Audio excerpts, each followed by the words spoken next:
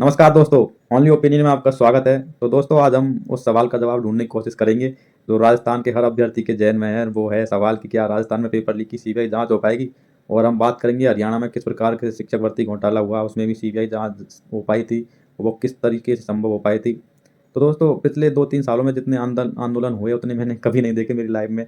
ख़ासकर ये भर्तियों के संबंधित जो जितने भी आंदोलन हुए हैं पेपर लीक से रिलेटेड, तो हर अभ्यर्थी को पता है कि राजस्थान सरकार की स्थिति क्या है इस टाइम पे। तो दोस्तों सबसे बड़ी बात है, चाहे कितना भी बड़ा आंदोलन हो जाए, कोई भी आ जाए आंदोलन करने, तो राजस्थान गवर्नमेंट कभी नहीं चाहेगी कि इस भर्तियों की सीबीआई जाँच हो, क्योंकि खुद के पैर पे कोई कुल्हाड़ी क्यों मारना चाहेगा?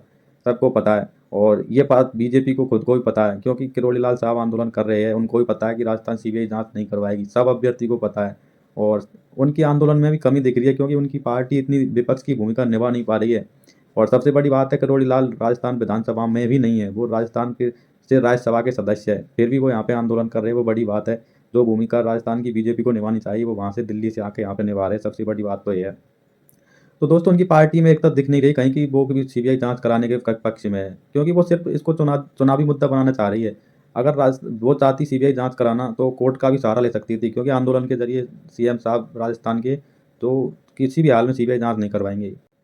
तो कोर्ट ये एक ऐसा रास्ता है जिसके ज़रिए सीबीआई जाँच हो सकती है, क्योंकि दोस्तों 2003 में एक बार हरियाणा में ऐसा ही शिक्षक घोटाला हुआ था, जिसमें वहाँ के सीएम साहब ओम प्रकाश चौटाला ने अपने ही करीबी लोगों को और पैसे लेकर 3000 लोगों को शिक्षक भर्ती में शामिल किया था।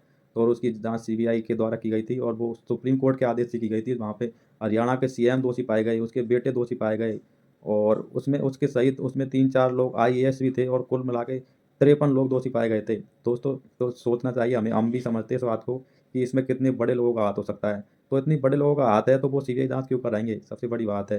तो दोस्तों सबसे बड़ी बात यही है, बस सीबीआई जाँच किसी हाल में नहीं होएगी। और अगर गवर्नमेंट सीबीआई जाँच कराना चाहती है, अगर करा सकती है, तो इससे बड़ा फैसला आज तक किसी का नहीं होगा, कितना भी बड़ा हो। इतना बड़ा फैसला होगा तो ये राजस्थान की राजनीति में मील का पत्थर साबित होगा ये फैसला, और खासकर कांग्रेस की राजनीति के लिए अगर सीबीआई जाँच होती है तो।